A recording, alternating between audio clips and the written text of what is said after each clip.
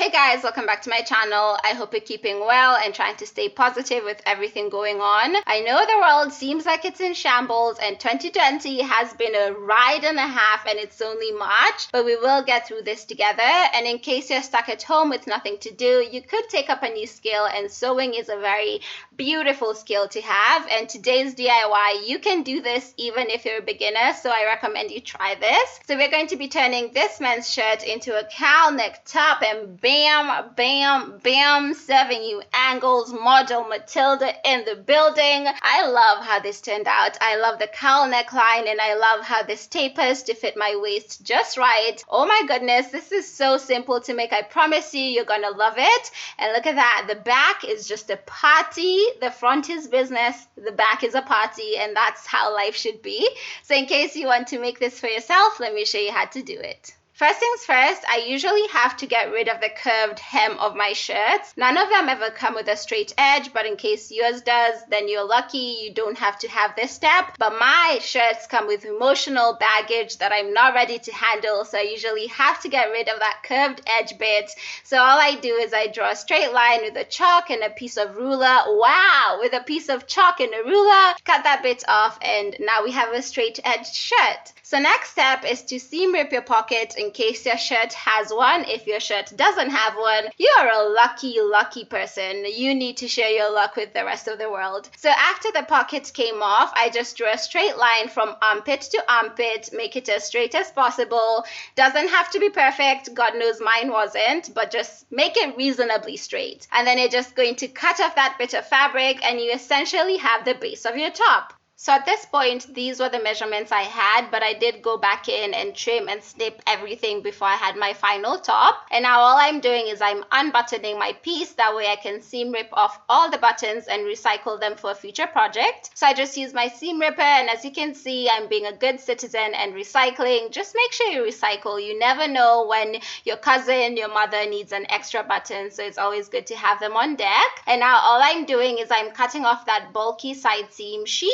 is not welcome to stay. Her contract has ended. Employment doesn't exist. So I had to get rid of those side seams. And as you can see me do, I'm marking the insides of my shirt. I usually find it convenient to do this because that way I don't have to stress about which side is in, which side is out, and I don't end up with a funny looking piece once everything is done. So I recommend you take this extra step. It will save you a lot of headache, heartache, everything. So just try do it if you can. And now all I'm doing is I'm getting rid of that other side seam because, as we said, she was not welcome to the party. Therefore, she could not stay and eat our food. That is not allowed. So once the bulky side seam was gone, I was left with one big back piece and these two front pieces.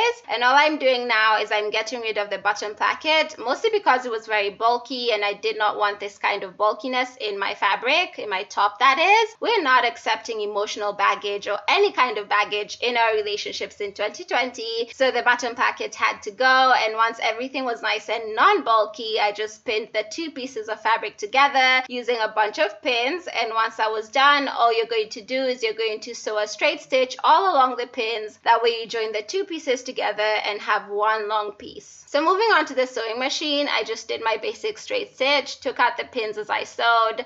Nothing fancy here. You can do a zigzag stitch in case your fabric is stretchy, but mine wasn't. She had no room for stretch at all. So a straight stitch was the best option for me, and that's basically all I did. Make sure you backstitch when you end and start your sewing. That way things don't come undone. And once everything was nice and sewn, the two pieces of fabric are now joined together forever, and they are never going to leave each other.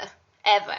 They're stuck. I also serged that raw edge, though this was kind of unnecessary because this is going to be on the inside, but in case you want to take this extra step as well, you can definitely do so. If you don't have a serger, just use an overlock stitch or a zigzag stitch and it will serve the same purpose. It will prevent all the fraying that happens with this kind of fabrics. So moving on to making the strap bits, I took the sleeve bit. I just took out one sleeve and I opened her up. So I got rid of the cuff bit because bulkiness is not allowed. Say it after me. We do not accept baggage in 2020. So after the cuff was gone, I also opened up my sleeve. That way I could just see everything and maximize the fabric that I had.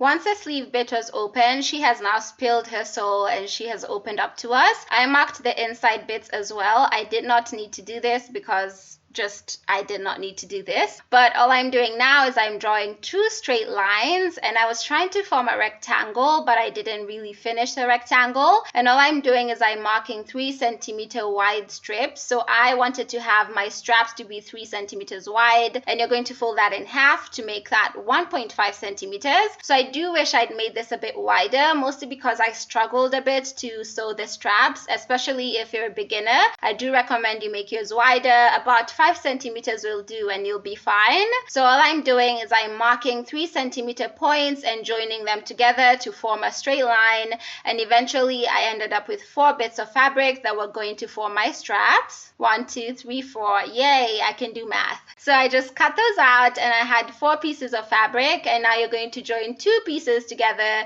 to make 1 long strap. I do wish I'd made my straps a bit longer, mostly because I had to go back in and add on to my final straps, which did not look good because they had that sewing showing. Wow, that was a tongue twister. But yeah, I recommend you make your straps a bit longer. So you're just going to sew the pieces together to make 1 long strap, 2 long straps in this case. And as you can see, mine were 83.5 centimeters long. I wish they were about 100. That would have been fine. But anyway, we're going to work with what I have, but make sure you don't repeat the same mistakes I made. So once the 2 pieces were joined together, they are never leaving each other. They're having children and they're committed now. And to make the strap, you're just going to fold in one side, fold in the other side to meet the other side halfway, and then you're going to fold that in half to form your strap. And you can see mine's pretty thin, so if you want a wider strap, make sure you accommodate for that before cutting. So all I'm doing is I'm folding in my fabric as shown earlier and sewing along the edge. Make sure all the frayed fabric is tucked away. She's not sitting at the dinner table talking to your in-laws and spilling secrets. Make sure her mouth is shut, so make sure you're tucking and shoving her where need be. Make sure all that frayed fabric is staying inside where she's supposed to be, where all of us are supposed to be right now with all this social distancing, and just sew along the edge and you're going to have a beautiful strap to show at the end of it. So since my strap was very thin, I was unable to sew just along the edge, so my stitching went through the strap in the middle, everything. But since it was quite thin, it still looked fine, but I liked it and we're gonna work with it. So this is what the strap looks like at this point, and now you have 2 and you're ready to attach them to your top. So all I'm going to do now is I'm going to cut off 5 centimeters, and these are going to form our loops later on, as you will see in a minute. And these are just the 2 pieces from earlier.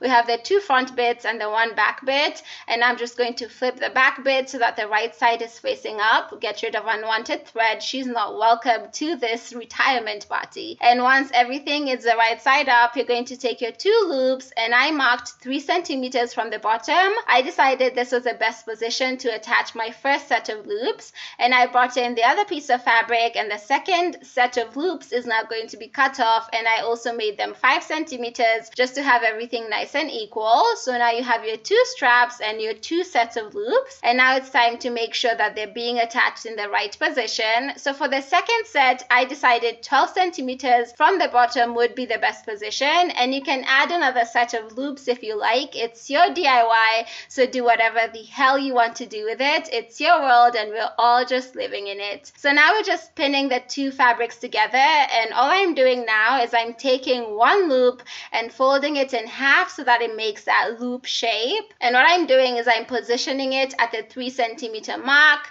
putting the front bit of fabric on top of everything and pinning it in place. That way when I sew everything, the loops will be firmly attached to my top. So to attach the second set, this is the second loop, not the second set. So to attach the second loop, I did the same exact thing. Place it at your second mark, make sure she's nice and in there, and then you're just going to take the other piece of fabric, lay it on top of everything, and pin the 2 pieces of fabric together. That way the loop is beautifully sandwiched in the middle. So we're going to do the same thing with the straps, straps, you're going to sandwich them between the two pieces of fabrics. And all I'm doing is I'm pinning the two fabrics together where need be. That way everyone is not moving around and confessing things they shouldn't be confessing. So I just pinned all the fabric in place, and when it came to the point I needed to attach my strap, which was the corner bit, I just sandwiched the strap between my two pieces of fabric and pinned the two pieces of fabric together. That way the strap was nice and in the middle, as you can see in the video. So you're just going to pin all along the three edges, and when you get to the point you need to attach the other strap, you're just going to sandwich it between your two pieces of fabric, cover it with the other bit of fabric, and then pin everything in place. That way no one's moving about. So all I'm doing now is I'm making sure the strap is not aligning with the edge of my fabric, and I just continued pinning everything in place. That way when it comes to sewing, everything is nice and easy. So to attach the final loop, it's the same thing as on the other side. Just place it at your mark, make sure she's nice and in there, put your fabric on top of it and pin it in place. That way when it comes to sewing, everything is easy. Don't make things complicated if you don't have to. And now all you're going to do is you're going to sew a straight stitch all along the three edges. Do not close up the bottom edge yet.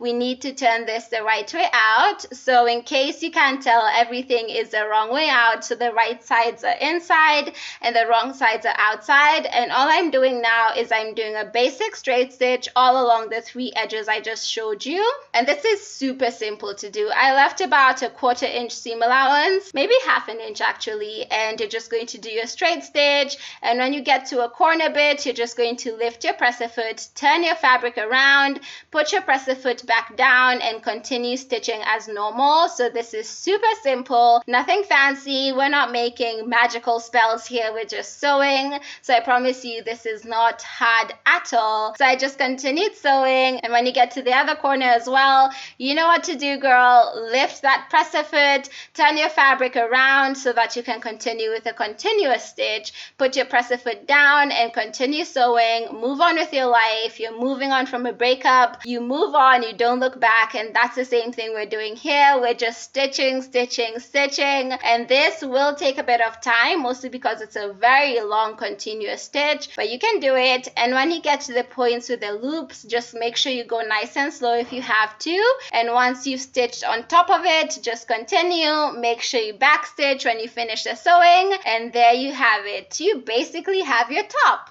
So now, as I said, we need to turn this the right way out. So I just pulled on the straps, and as you can see, once everything is nice and turned the right way out, here we have our two little sets of loops. They're looking quite nice, and this is where you're going to loop your straps throughout the back just to get that backless kind of crisscross effect. So I decided this would be the inside of my fabric, mostly because of that line that goes through the middle where we joined two pieces together. And now obviously you need to finish off the bottom of your top, otherwise this will fray on you and all your hard work will come undone. So to do this, I'm just going to fold in my fabric twice and do a basic straight stitch across this point. This is super easy to do. You're just making sure all the frayed fabric doesn't peek out. She's not out here on the streets trying to steal your man. She is in where she belongs. So just make sure all the frayed fabric is nice and tucked in. Do your basic straight stitch, and in no time you will be done with the hemming of your top. So this is super simple to do. Always make sure you backstitch when you come to the end of your sewing. Backstitching will fix your problems. It will fix your marriage, your life. Just trust me on that. And once everything is nice and hemmed, you are done with your top. As I said, this is super simple to make, and to wear it, you're just going to loop the straps through the loops you made.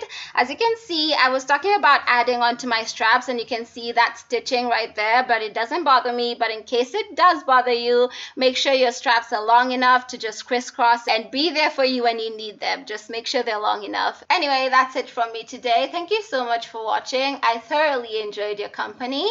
Let me know if you're going to be trying this DIY, and if you have any questions, don't hesitate to ask me in the comment section down below, and I will do my best to reply to you.